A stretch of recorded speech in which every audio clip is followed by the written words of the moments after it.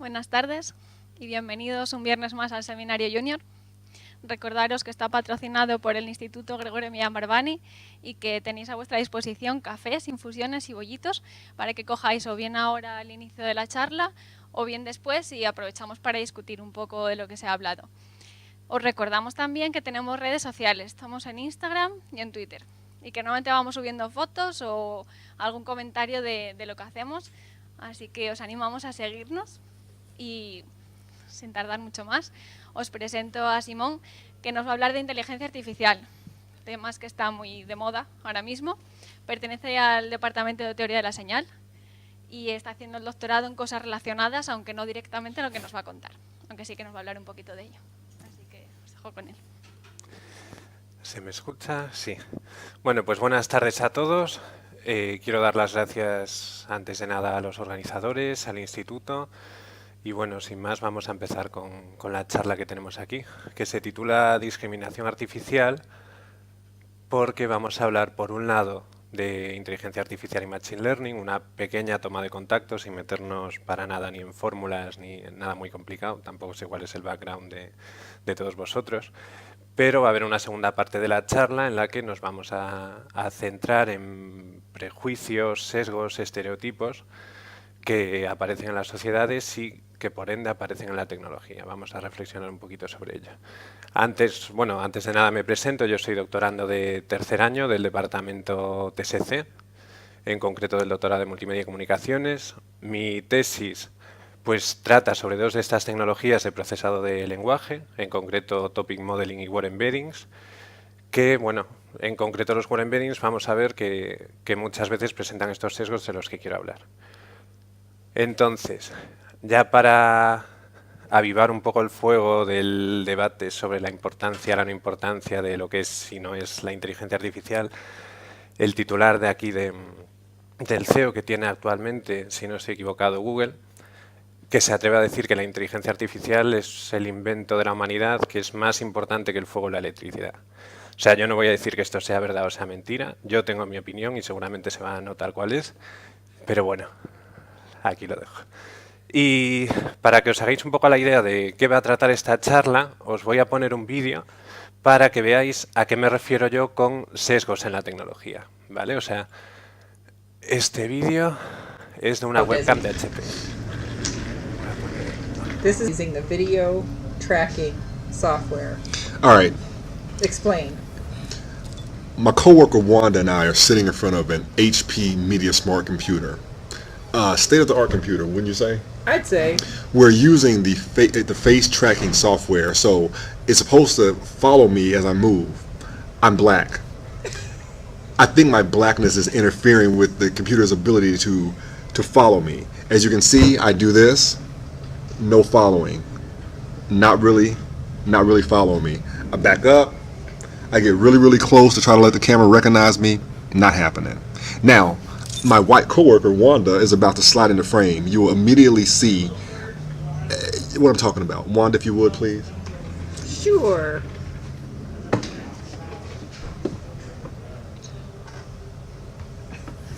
Now, as you can see, the camera is panning to show Wanda's face. It's following her around. But as soon as my blackness enters the frame, which I will sneak into the frame. I'm sneaking in. I'm in there. That's it. It's and over. There we go. It stopped. My hands are here. Wanda, please get back in the frame. Get back in. As soon as white Wanda appears, the camera moves. Black Desi gets in there. Oh, nope. No face recognition anymore, buddy. I'm going on record, and I'm saying it. Hewlett Packard computers are racist. Lo voy a quitar ya. Porque perdón. O sea, es divertido, ¿no? O sea, al final queda un poco casi como un chiste, pero es que en verdad esto es un problema que es serio. Esto es de 2007 o 2009, no lo tengo muy claro.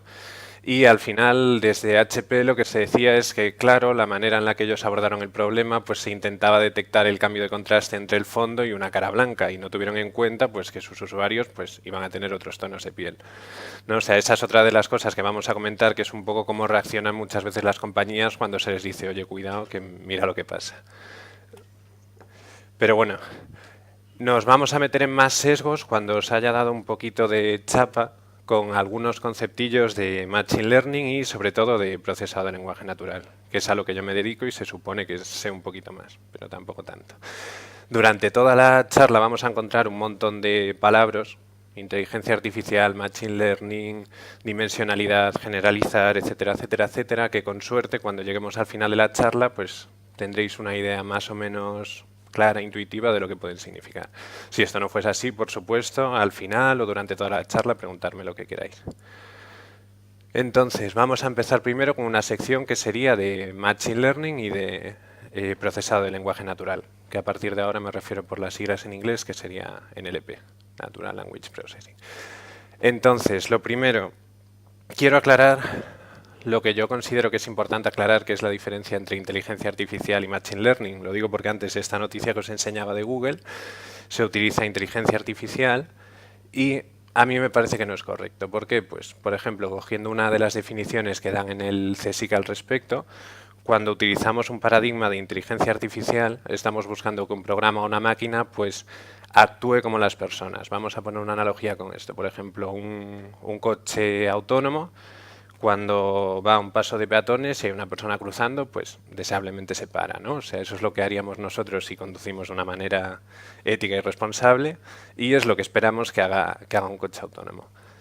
La razón que encontramos nosotros para hacerlo, desearíamos que una inteligencia artificial también la tuviese, ¿no? Es decir, que de alguna manera pudiese llegar a conceptos abstractos que nosotros pudiésemos tener. Pero además de esto, lo que esperamos es que la forma en la que llega a obtener estas actuaciones, estos razonamientos, se pareciesen idílicamente lo más posible pues a lo que sería el cerebro humano, ¿no? Es decir, al final no vale que el coche en concreto se frene porque tiene un if persona a menos de 5 metros, pues me freno, ¿no? O sea, nos gustaría que hubiese ahí un poquito más de miga intelectualmente. Para casi cualquier aplicación que vayáis a ver ahora en los medios se va a utilizar inteligencia artificial. Yo creo que sería más exacto, en la mayoría de los casos, hablar de Machine Learning, ¿vale? O sea, Machine Learning desde lo que vendría siendo, pues no sé si decir la computación, Computer Science o informática, sería pues lo que serían métodos basados sobre todo en álgebra, relacionados con pues un programa al que se le presentan unos datos de entrada, tiene sus parámetros que puede ajustar y los ajusta para minimizar una función de coste o maximizar algún objetivo, etcétera, etcétera. Y eso es lo que sería Machine Learning. O sea, aquí en verdad no entra en juego el hecho de que el algoritmo final pues se parezca o no se parezca a lo que somos las personas. A mí me parece que esta viñeta de XKCD lo planta muy bien, porque al final hay mucha gente que con fuerza bruta pues intenta que sus algoritmos funcionen y saquen algo bonito sin que eso tenga una interpretabilidad real, ¿no?, en el mundo. Entonces, bueno, me meto ya a hacer en 2 o 3 diapositivas una historia súper resumida del procesado de lenguaje natural, que básicamente pues es difícil definirlo sin utilizar tal cual el nombre, pero básicamente pretendemos con un ordenador pues que de alguna manera pues coja el inglés, el español y sea capaz de entenderlo, de analizarlo, de sacar patrones. Eso desde un punto de vista computacional. Luego ya en el sentido de la inteligencia artificial, deseablemente una inteligencia artificial es un agente con el que nos podemos comunicar. Nosotros le podemos, en lenguaje humano, decir qué es lo que queremos y la propia máquina nos respondería. O sea, tampoco sin más. Es decir, se podría hablar de inteligencias artificiales débiles, fuertes, y cada cual tiene su definición. Pero bueno. Entonces, en el caso del procesado de lenguaje natural, hay 2 hitos a mediados del siglo XX. Por un lado, seguramente lo conoceréis, el test de Turing, que al final se propone un poco como una prueba de cuándo una máquina se podría decir que es tan inteligente o tan semejante a un humano. ¿Y por qué? Porque el test al final se plantea como que si yo estoy hablando en una habitación con una pared de por medio, con un ordenador y con una persona, esa máquina pasará el test de Turing si yo no sé diferenciar con cuál de las 2 personas con las que he hablado, cuál es el ordenador y cuál es la máquina, ¿vale? Encontraremos un montón de aplicaciones, una de ellas las menciono dentro de un rato, que, bueno, pues que vendrán a vendernos que el test de Turing se ha superado ya con creces, pero lo cierto es que en lo que sería un ambiente de laboratorio, esto no se ha probado, ¿vale? O sea, no deja de ser un ejercicio teórico, pero mucha gente considera que aún estamos lejos de llegar a ese nivel de complejidad. Eso no significa que con Machine Learning e inteligencia artificial hagamos cosas muy chulas, que sí que las hacemos, pero aún falta un poquito para que tengamos que tener más miedo, por así decirlo.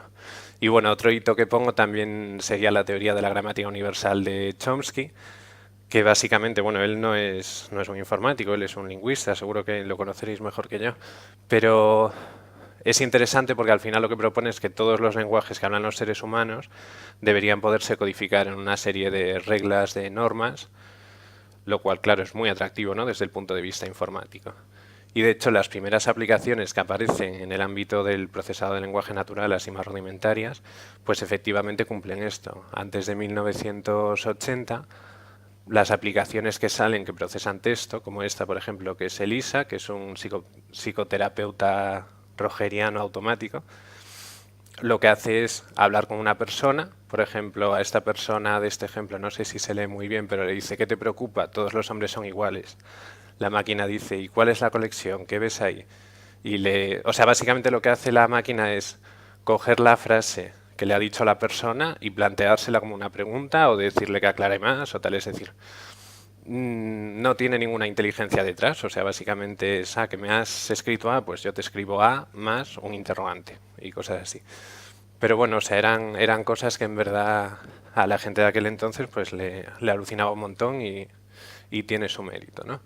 Entonces, a partir de 1980, que bueno, pues la informática siempre está creciendo, ¿no?, y se empieza a juntar el procesado de lenguaje natural con lo que viene siendo el Machine Learning y entra en juego la matemática, la estadística y demás, pues aparecen un montón de campos de estudio, que bueno, ahora no me voy a meter en todos ellos porque en verdad cada uno de ellos necesitaría no una charla, sino pues a lo mejor un curso, ¿no?, una asignatura completa.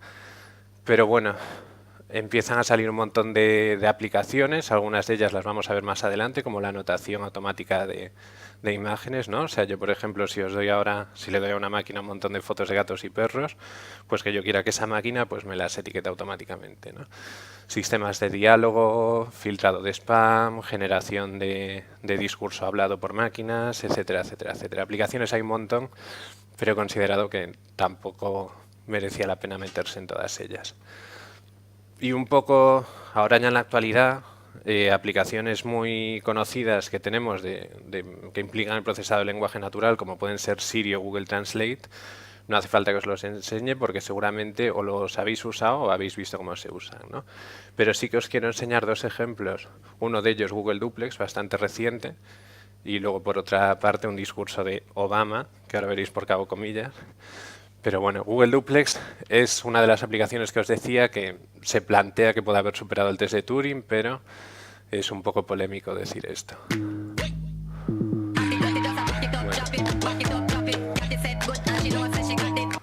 Lo siento por la publicidad gratuita.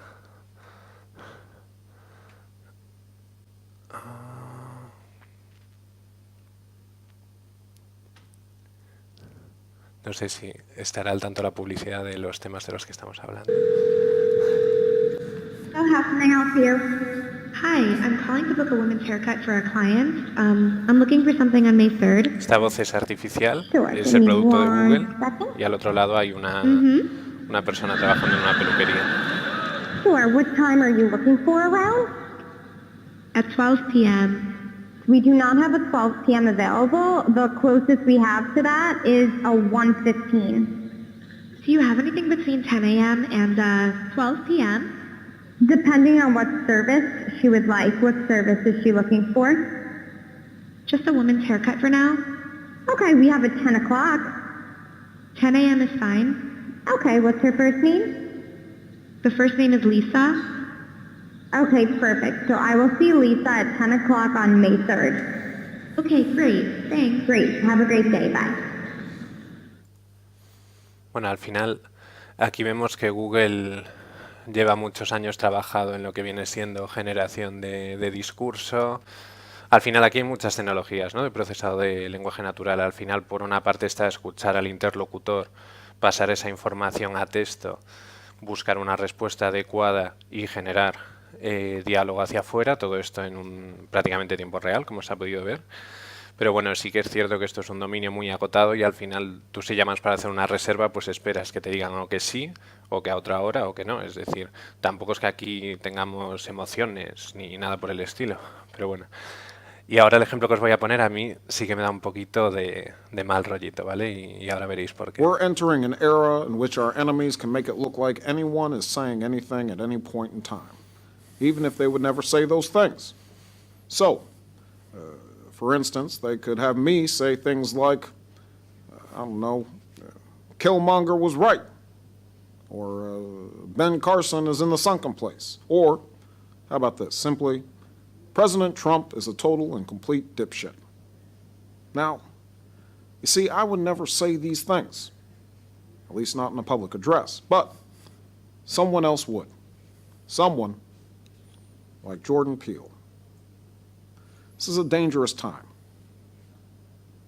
Moving forward, we need to be more vigilant with what we trust from the internet. That's a time when we need to rely on trusted news sources.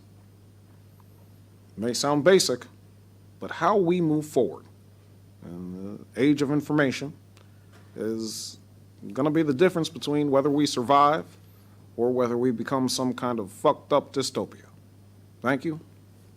And stay woke, bitches. A ver, aquí en verdad están apareciendo varias tecnologías a la vez también, o sea, hasta donde yo sé, creo que esta es la conocida tecnología como deepfakes, que a lo mejor la habéis visto en las noticias unas semanas o meses atrás, ¿no? O sea, por un lado se puede coger un vídeo de Obama, hacer que su cara y sobre todo su boca se amolde a lo que está diciendo otra persona, y por otro lado también llega un punto en el que tú puedes teniendo las miles de horas que tienes de audio de Obama, aunque no te hacen falta, puedes modelar su voz y poner en su boca cualquier tipo de palabras, ¿vale? O sea, hay que confiar las fuentes que están autentificadas y demás, que son confiables, pero bueno, a mí esto particularmente me asusta, ¿no? Puedes coger a cualquier persona, modelarla y hacerle decir cualquier cosa. Y bueno, este sería el último ejemplo así de aplicaciones relacionadas con el procesado de lenguaje natural que de hecho ha salido hace 1 o 2 semanas, me parece. La compañía OpenAI la regenta Elon Musk, conocido por Tesla, SpaceX y muchísimas otras parafernalias. Y aquí es curioso, proponen un modelo, me imagino que será algún tipo de red neuronal, luego mencionaremos un poco sobre eso. Proponen un modelo entrenado sobre millones de noticias y básicamente esto, a ver qué tal se ve desde aquí, consiste en que una vez está el modelo entrenado, una persona se inventa una pequeña noticia, que es esto de aquí, es lo que se llama el contexto y está escrito por una persona, y la máquina, el ordenador, lo que tiene que hacer es generar una noticia falsa que trate sobre los contenidos que aparecen en el contexto. Esta demo que ellos enseñan, pues se le propone que el contexto sea que en los Andes se han descubierto una nueva especie de animales que son unicornios y que por encima hablan inglés. Y lo curioso es que es una noticia que es absurda, pero vemos cómo la máquina pues construye, yo que sé, una narración que a mí me parece que está bastante bien. Al final la narración pues te cuenta qué nombre se le ha puesto a la especie, cuánto tiempo se tiene constancia de que están ahí. Hemos hablado de las montañas de los Andes y hablan de un investigador de la Universidad de La Paz. Todo esto se lo ha sacado de la chistera el algoritmo en base a los datos en los que se ha entrenado. Y creedme que no es fácil que un algoritmo que se inventa las palabras pueda construir frases que estén bien hechas, ¿vale? O sea, si no tenemos cuidado al final acaba pasando que ni siquiera tiene sentido el texto que se genera. O sea, esto es curioso, hay que decir que OpenAI no ha compartido su modelo completo, solo una pequeña parte, porque según ellos podría tener un uso malicioso. Eso es discutible, ¿no? Como todo. Entonces, no nos vamos del NLP, pero sí que nos vamos a en qué trabajo yo. Lo voy a mencionar, no le voy a dar tanta importancia en esta charla porque nos vamos a dedicar a otras cosas, pero como aparecía antes en el título de mi tesis, yo me dedico a 2 tecnologías, una de ellas es Topic Modeling y otra es Word Embeddings. Yo no sé qué tipo de familiaridad tenéis con este tipo de modelos, esto, si intento ser riguroso a mi manera, diría que es un modelo probabilístico, generativo, gráfico, etcétera, etcétera, etcétera. Pero si esto supone mayor complejidad, voy a separar una explicación menos rigurosa en, por un lado, lo que tiene que salir y, por otro lado, cómo lo explicaría yo, cómo lo entiendo yo. Al final, con un algoritmo de topic modeling, lo que vamos a intentar es resumir documentos que pueden ser, pues, como en este caso, publicaciones científicas o artículos de Wikipedia, noticias, pues yo qué sé, reviews de Amazon, cualquier cosa que sean textos un poquito largos. Lo que vamos a intentar es que nuestra máquina, que nuestro ordenador, sea capaz de extraer cuáles son las temáticas definidas por palabras. Por ejemplo, una temática, que es lo que se conocería como topic, estaría constituida por palabras como gen, ADN, genética.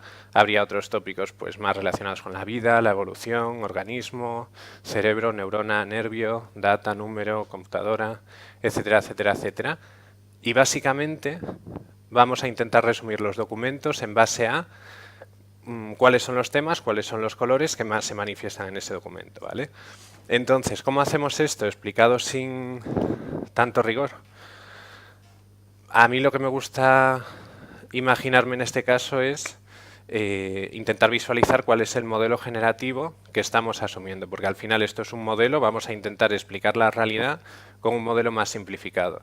Este modelo sería que cuando yo vaya a escribir un documento como el anterior, lo que hago es coger un par de dados, tiro un dado para escoger qué temática va a ser la temática asociada a la primera palabra, y una vez tengo la temática, tiro otro dado y elijo qué palabra de esa temática es la que quiero utilizar.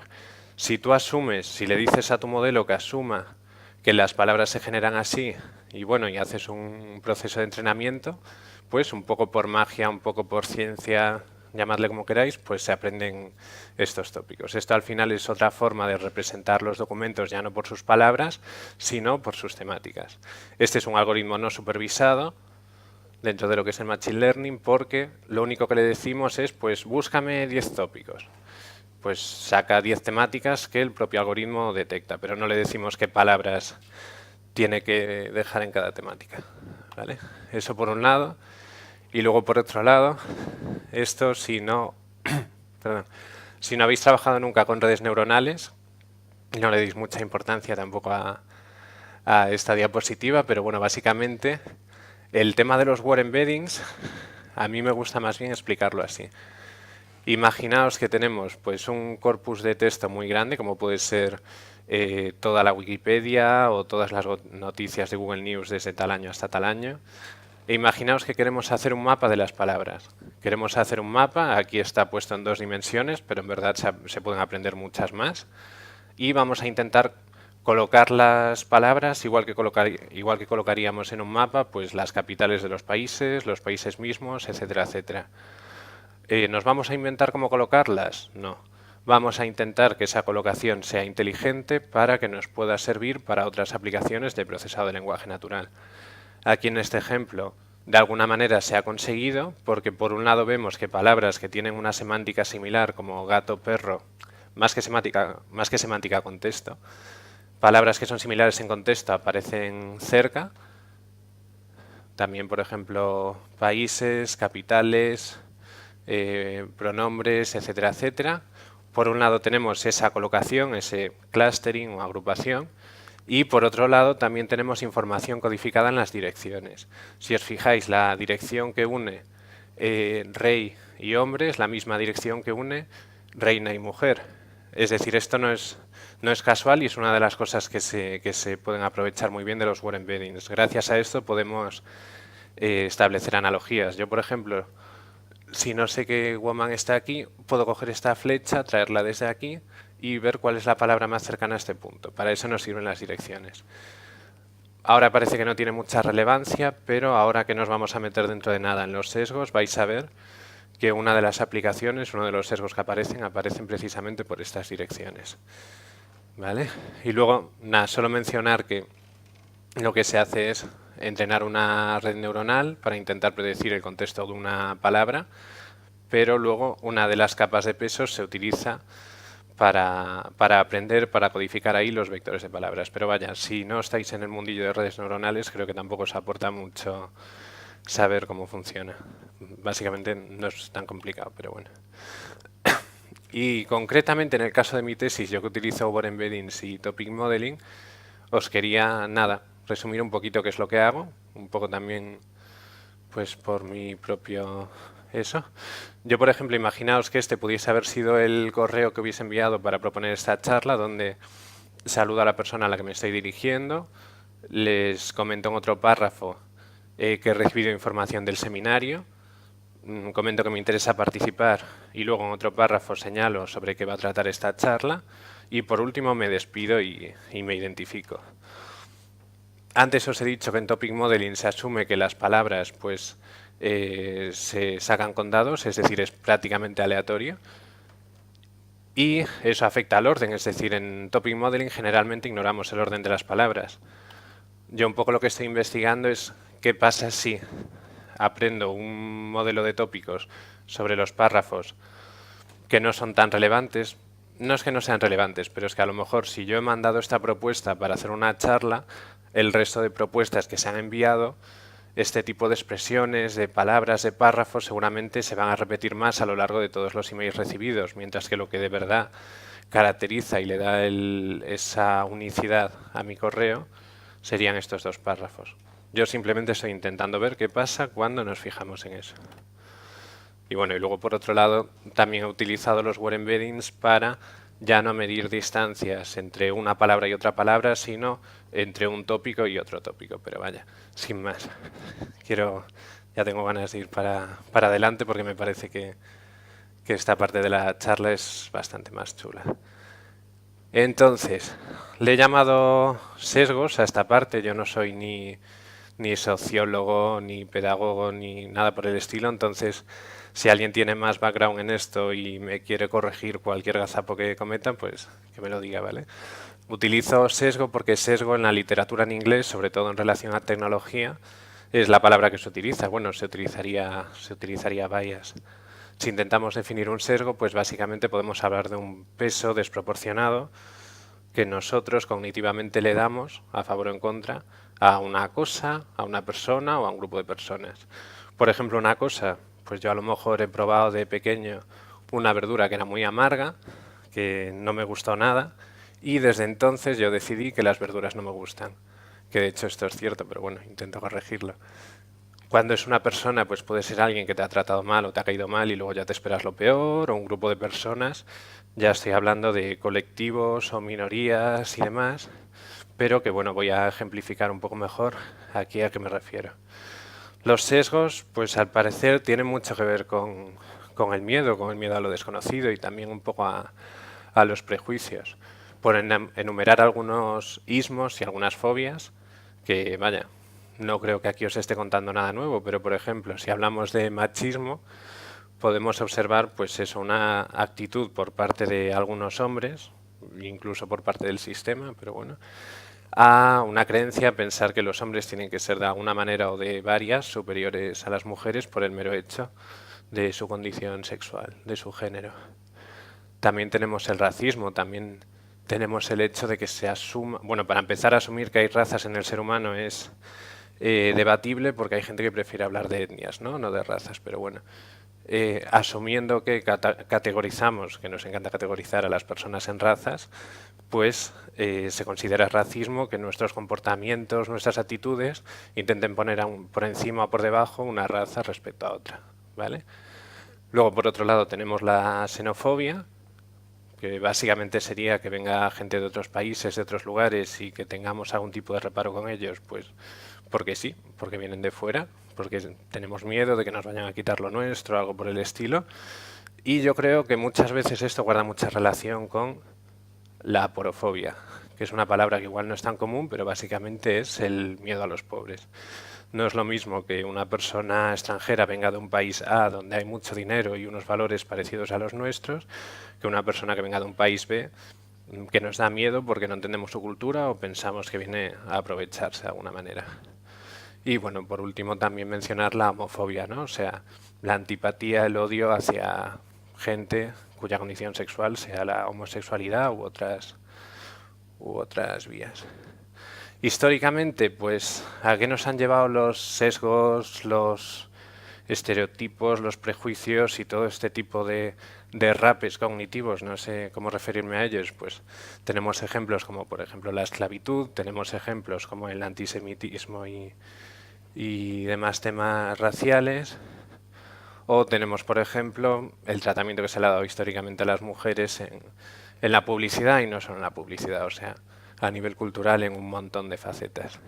Entonces, volviendo al presente, ahora que tenemos los derechos humanos bien definidos y bien aceptados por un montón de países, ¿seguimos teniendo problemas con estos sesgos, con estos prejuicios? Por supuesto que sí, y ejemplos hay muchísimos, y yo solo voy a seleccionar uno, por seleccionar uno, nada más. Hay un estudio muy interesante que básicamente es un experimento de lo que se llama percepción de la empleabilidad, concretamente en Estados Unidos.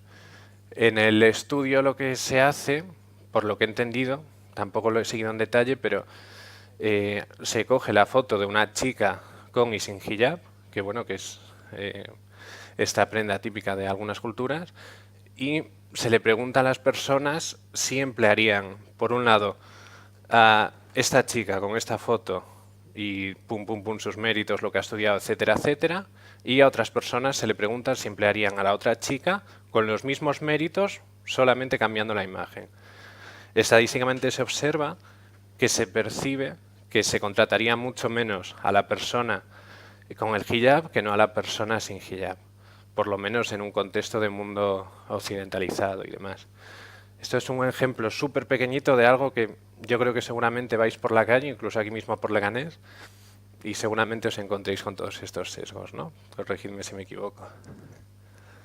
Entonces, hemos visto que hay estos sesgos, hemos visto que hay tecnologías de procesado de lenguaje, pero también de imagen y demás, que cogen la información de la que aprenden de nuestra sociedad, de las redes, de Google, etcétera, etcétera, etcétera, y hacen aplicaciones muy chulas. ¿Se libran estas aplicaciones de los sesgos? Pues yo creo que no. Y con ellos voy a enseñar algunos ejemplos, ¿vale? Entonces, el primer ejemplo, Google Fotos, ya lo vais viendo, ¿no? Google Fotos tiene una tecnología que etiqueta automáticamente las imágenes para hacernos la vida más fácil, y a lo mejor en nuestra galería de fotos pues nos vamos a Los Ángeles, sacamos fotos de varios edificios y nos sale pues una carpeta automáticamente de rascacielos, de aviones, de coches, de bicis. No lo voy a leer porque me parece muy ofensivo, honestamente. Y lo que me parece quizás un poquito más ofensivo es cuál fue la respuesta en 2015 de la compañía, que sí que admitió que había un error, pero al parecer en vez de coger y reentrenar este modelo o solucionarlo de alguna manera, lo único que hizo, hasta donde yo sé, que igual ha hecho algo más, lo único que hizo fue bloquear las categorías de gorilas, chimpancés y no sé qué otro tipo de monos. O sea, básicamente no se va a cometer ese error, pero porque esa categoría se bloquea, en vez de intentar pues, arreglar ese sesgo, ¿no? Tan feo. Otro de los ejemplos ya de procesado de lenguaje natural y más tecnologías, Microsoft abrió una vez en Twitter una cuenta que estaba conectada con Tai, que Tai era un programa de diálogo que se suponía que iba a aprender de lo que escuchaba de las personas, bueno, lo que escuchaba, las interacciones vía Twitter. En sus primeras horas, primeros minutos, pues saludaba a la gente y les decía que los humanos eran súper guays. Luego, pasadas las horas, empezó a decir que odiaba a todo el mundo. Luego empezó a decir que no le caían muy bien las feministas, ¿vale? Y luego, por último, pues se fue un poco dirección a Alemania, años 1930 y pico. ¿Vale? O sea, al final, lo que me gustaría es que en vuestras cabezas vayáis formulando algunas preguntas del estilo, vale, la máquina se ha hecho, pues yo qué sé, racista o machista o antisemitista porque alguno de sus parámetros de aprendizaje está puesto así adrede, porque ha aprendido así de las personas con las que se ha relacionado, porque los creadores tienen estas ideologías. Es decir, es una pregunta que se puede responder, pero que tiene su miga, ¿vale? Entonces, este ejemplo, a ver si consigo explicarlo bien. ¿Os acordáis lo que os mencionaba de los embeddings, que serían como un mapa para las palabras, donde tenemos por un lado la posición de las palabras en sí misma y por otro lado las flechas que establecen direcciones, ¿vale? Entonces hay un chico, Robin Speer, que hace un artículo muy... Bueno, no es un artículo, es un post, una página web, que se titula «Cómo hacer a una inteligencia artificial racista sin ni siquiera intentarlo». Y entonces lo que plantea es un experimento de lo que se llama Sentiment Analysis. ¿Y qué es Sentiment Analysis?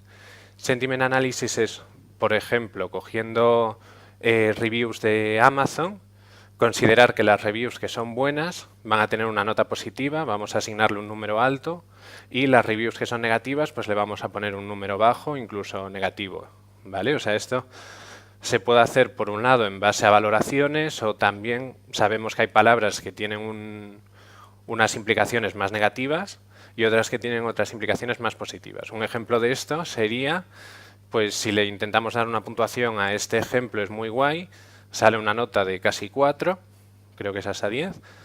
Si con esta misma función decimos este ejemplo, está ok, está bien, sale una nota positiva pero no tan alta, y si decimos que este ejemplo es muy malo, y aún por encima con alguna palabra desagradable, pues ya sale una nota negativa.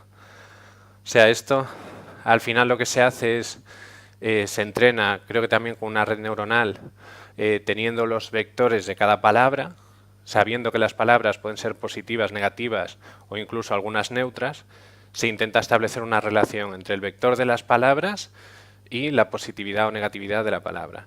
Pues el chico este hace eso, que está muy bien, pero es que luego se pone a probar.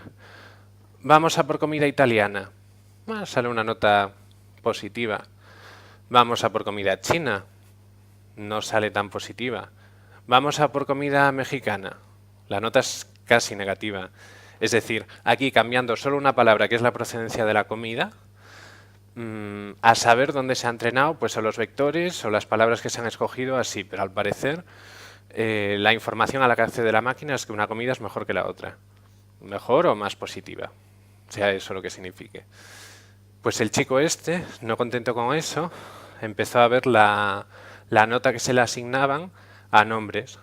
Nombres que pudiesen ser, pues por ejemplo, típicamente blancos, además blancos americanos estándar, nombres que fuesen hispánicos, nombres que fuesen típicos en las comunidades de gente negra o árabe, y lo que descubrió es que tanto en media como en intervalos de confianza, la nota, la puntuación que aprendía el algoritmo para según qué grupos podía llegar a ser inferior o incluso negativa, ¿vale? O sea, si a lo mejor este método está entrenado, pues yo que sé, sobre noticias de algún medio sesgado, pues a lo mejor solo se acuerdan de X personas en X momentos, ¿vale? Y seguramente es por lo que pasa esto. Este chico, también en este post, propone una manera de que no se produzca este sesgo, pero lo voy a explicar con el siguiente ejemplo mejor. Porque este ejemplo es de un paper que es muy chulo y yo considero que es más o menos fácil de seguir, que el título ya empieza con una pregunta, ¿no? Que sería, ¿es el hombre un programador informático cuando la mujer es una ama de casa? Y el subtítulo sería, quitándole el sesgo de biasing, los word embeddings. Las relaciones que antes os expliqué de analogías con las flechas, por ejemplo, entre rey y hombre y mujer y reina, si hacemos una notación algebraica la podríamos explicar así, ¿no? O sea, la diferencia entre estos dos puntos son una dirección y esta dirección va a ser más o menos la misma que aquí. Entonces, en este paper lo que hacen es coger la flecha, la dirección entre por ejemplo, las profesiones y hombre y mujer, es decir, las direcciones de género, y comprueban cuando se producen pues sesgos o estereotipos que chocan un poco y cuando se producen los que se considerarían apropiados, ¿vale? Los que se considerarían apropiados pues sería, por ejemplo, el equivalente masculino de reina es rey, de camarera es camarero, de hermana es hermano, aquí no hay nada extraño, pero vemos que luego, por ejemplo, la analogía hombre y mujer entre costurera, alguien que se dedica a la costura, es la carpintería, la enfermera se corresponde con el cirujano, etcétera, etcétera, etcétera. Y también lo que se mira es cuáles son las palabras que, bueno, las profesiones que van más en la dirección de hombre o de mujer, y no vemos nada que nos sorprenda, ¿no? O sea, vemos que aparecen profesiones para las mujeres como homemaker, ama de casa, enfermera, recepcionista, mientras que un hombre pues se le atribuiría a mago, guerrero, financiero, arquitecto, capitán, etcétera, etcétera.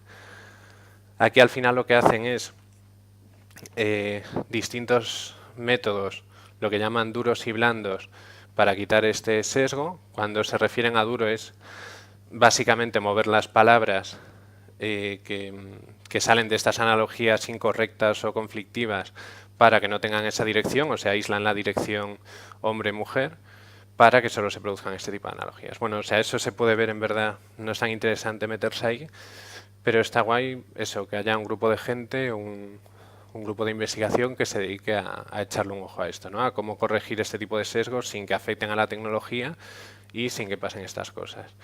O sea, esto al final parece que es un poco gratuito, parece que esto no puede tener un efecto muy alto en nuestras vidas, pero, por ejemplo, traigo aquí este recorte de noticia de un estudio que se realiza con los trabajos que Google ofrece a través de Google Ads.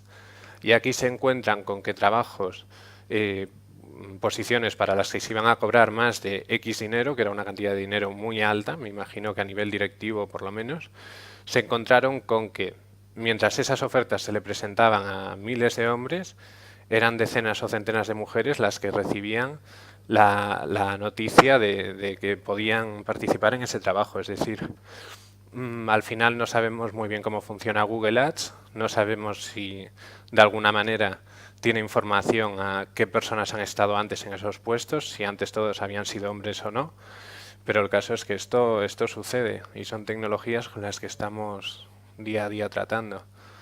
Aquí pasa algo parecido, aquí no hay muchos detalles, no sé en verdad esto cómo se filtró a los medios, pero se ve que Amazon probó una tecnología de recruiting para, yo creo que eran cargos de directivos de perfil técnico, y dejaron de utilizarla porque al final la idea de esta tecnología es que a lo mejor de cientos o miles de currículums que se recibían, que se seleccionasen 5 o 6 candidatos acorde a los intereses de la empresa y directamente se contratasen.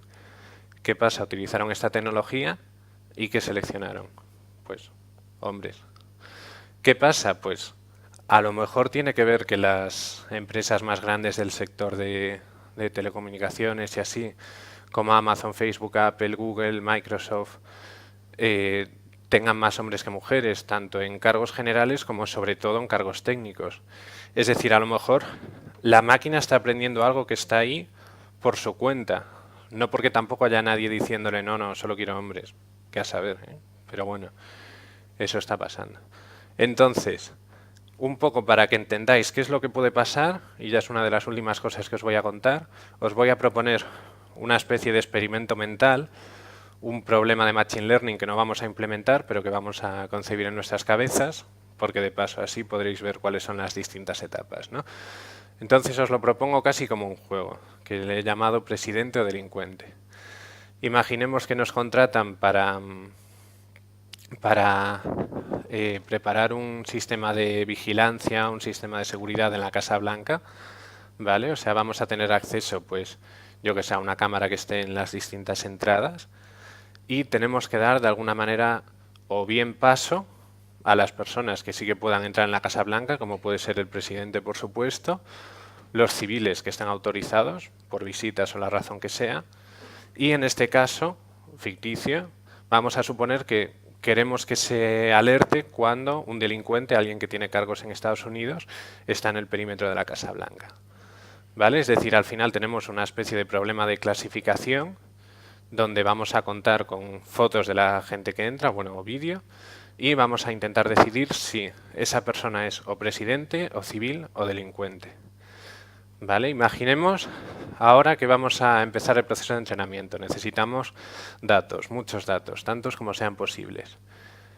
¿Datos de presidentes? Pues Mira, aquí tenemos una buena colección de ellos, ¿no? O sea, al final Estados Unidos ya lleva unos cuantos. Imaginemos ahora que yo de una manera así más o menos descuidada digo, vale, voy a coger delincuentes, presidiarios. No me juzguéis por esto porque la gracia es incurrir en este error, ¿vale? Para que lo veáis. Imaginemos que aquí tenemos los ejemplos de presidiarios. E imaginemos que aquí tenemos los ejemplos de personas que son civiles, que no son importantes y demás.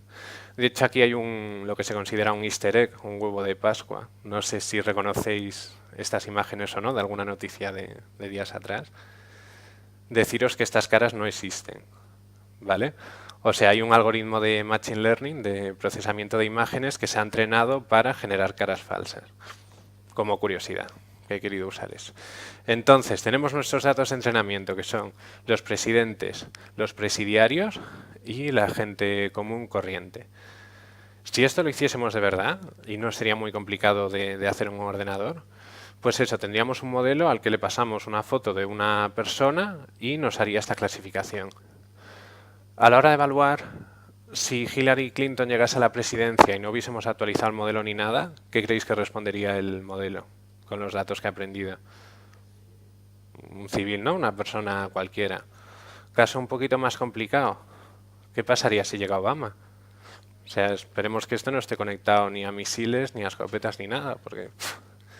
En fin, con este ejemplo lo que os quiero dejar claro es que, a ver, yo no tenía intención de perseguir a ningún colectivo, a ningún grupo desfavorecido y tal, pero me he equivocado. ¿Y dónde me he equivocado? Me he equivocado en la selección de los datos. Es decir, no he tenido en cuenta cuál es la verdadera naturaleza, la verdadera caracterización de las poblaciones de entrada, de presidentes, ya no solo los que ha habido, sino los que podría haber. Lo mismo con los delincuentes y, bueno, pues los civiles no serían clases tan relevantes, ¿no? En este caso.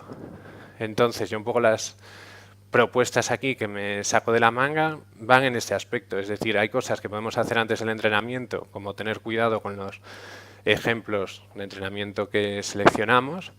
Podemos además ya ir un poco alerta si nuestra aplicación puede que llegue a presentar un sesgo relacionado pues con la raza o con el género o con cualquier otra cosa. Si ya vamos alerta, ya es algo que ganamos. Durante el propio entrenamiento podemos monitorizar esos ejemplos que van a ser más conflictivos e incluso dentro del propio proceso de entrenamiento, que al final va a ser pues poco menos que ajustar una curva, como puede ser una regresión lineal, intentar seguir unos puntos, pues podemos intentar darle algún peso, algún coste a ese aprendizaje para que no caigan estos sesgos, ¿vale? O sea, recompensar al modelo o castigarle en función de si aplica o no esos sesgos. E incluso después del entrenamiento, pues también lo que podemos hacer es volver a revisar los sesgos. Hay mecanismos de corrección a posteriori, que es lo que os explicaba antes que hacían con los embeddings, pero a mí me parece sobre todo importante que por parte de las empresas haya una mentalidad más abierta para que si estos conflictos salen, pues aparte de intentar quedar bien, pues intenta ser ético, ¿no? Intenta ser cívico. Y ya como revisión, o sea, como reflexiones finales, lo que querría decir es que ¿aprendizaje automático? Pues sí, por supuesto que sí. Es decir, yo creo que deberíamos utilizarlo y debería estar en nuestras vidas porque al final se consiguen cosas muy chulas y muy útiles, pero que sea automático no es lo mismo que sea autónomo. Es decir, si no hay una persona vigilando lo que está haciendo la máquina, lo que está decidiendo, y esa máquina no está preparada para todo lo que implica el mundo real, pues ojo, cuidado, ¿no? Y eso es un poco lo que quería reflexionar y por último que a lo mejor también interesa que la sociedad sea más justa, porque si los algoritmos aprenden de la sociedad, a lo mejor una sociedad más justa lleva algoritmos más justos. Y hasta aquí la charla.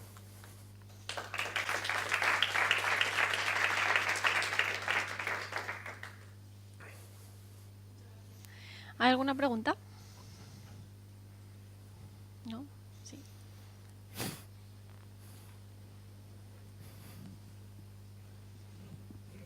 Vale, primero de todo, muchas gracias por la charla. Ha habido una cosa que no me ha quedado del todo clara, que es si simplemente con cambiar el dataset o el los datos que usamos para entrenar ciertos algoritmos resolvemos el problema, digamos, del sesgo o tal. Y te pongo un ejemplo muy claro. yo en mi proyecto de máster trabajé en detección de melanomas en la piel, basado en imágenes, y había un problema fundamental en la diferencia para poder detectarlo en personas con la piel clara y personas con la piel oscura. Y eso no es ningún tipo de racismo, es simplemente que el melanoma se parece más a la piel oscura y eso nos da un problema. O sea que no sé, o sea, no estoy del todo de acuerdo en el statement que simplemente cambiando los datasets ya los problemas se resuelven, porque muchos problemas de reconocimiento requieren que haya mucho contraste y depende en qué ambientes no lo está. No sé qué piensas. Sí, a ver, me parece una buena pregunta. O sea, yo al final no pretendo aquí, ojalá pudiese tener esta presentación todas las soluciones y todos los métodos, ¿no? O sea, al final se pretende un poco sugerir la reflexión, pero sí, o sea, ahora mismo, como acabas de comentar, pues al final pasa eso. A veces no basta con tener más datos, sencillamente porque no los hay, o porque el contraste que hay lo tienes que tener en cuenta. Pero bueno, yo creo que aún así, tu caso no creo que sea sensible desde el punto de vista de los sesgos, corrígeme si me equivoco, si hay más a nivel social. Y seguramente en tu caso sí. O sea, tendrías que tener esa diferencia ahí. De todas maneras, hay muchísimos métodos para intentar que una inteligencia artificial o un algoritmo de Machine Learning pues generalice de una manera que no tenga estos sesgos conflictivos. Pero vaya, o sea, al final, aplicaciones como la que comentas y las que yo propongo, pues quizás están en ámbitos distintos, ¿no? Pero bueno.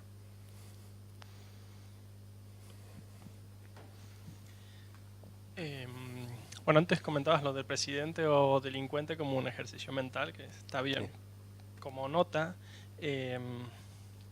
algunos departamentos de policía de Estados Unidos por lo menos estaban probando una cosa que se llamaba el PredPol, algo así, que era, dados informes de patrullas y cosas así, señalar en el mapa sitios donde probablemente se fuese a cometer algún tipo de delito de manera adelantada y que alguna patrulla pues pasara por la zona. Sí. Lo que quiero decir que algunas de estas cosas ocurren se están utilizando, no solo como ejercicio mental. Sí, o sea, quise llevar un ejemplo al extremo porque se veía directamente el error, pero sí, o sea, es que lo que asusta de todo esto es que no es algo que esté por venir, es algo que está aquí ya, pero bueno. ¿Hay alguna otra pregunta? Bueno, yo tenía una. Y va en relación también a la primera pregunta que te han hecho. Sí. Cuando dices, por ejemplo, no dijiste filtrar, pero analizar los datos de entrada en un algoritmo, también estamos confiando en la ética de esa persona. Eso sería fácil, es decir, ¿no sería a lo mejor más sencillo modificar el algoritmo en sí o premiarlo, como has dicho? Sí, lo que pasa es que me imagino que tampoco debe de ser muy trivial de alguna manera programar esa ética o tener unas leyes universales e inequívocas de ética.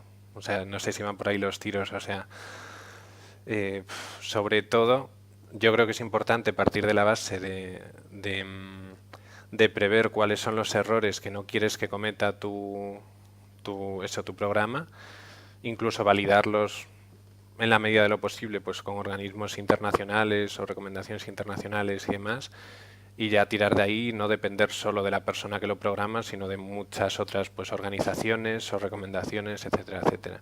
Fácil no creo que sea, pero bueno. Y otra pregunta va en relación al ejemplo de Twitter que has puesto. Cuando salió la noticia yo había visto que la gente empezó a decirle cosas adrede al bot para que aprendiera de eso. Eso Sí. quizás también es complicado de filtrar. Claro, o sea, al final el problema es dónde separas lo que quieres que aprenda y lo que no, que eso al final me imagino que mimetiza un poco lo que pasará con los niños pequeños, ¿no? Que de pequeños son esponjas y igual te aprenden a darte un abrazo cuando no te lo esperas o igual te sueltan un insulto, yo qué sé. Es decir, al final sería interesante que dentro de todas las cosas que pueden aprender estas tecnologías, que también pudiesen aprender un poco conceptos como el bien y el mal o una ética básica y demás. Pero bueno, o sea, es complicado, es complicado. Es decir, al final hay resultados muy pomposos de todas estas aplicaciones, pero en verdad no se está tan cerca de eso de construir un robot casi humano, un cerebro casi humano en ese aspecto. Muchas gracias. Pues si no hay ninguna pregunta más, agradecemos de nuevo a Simón su charla. Gracias.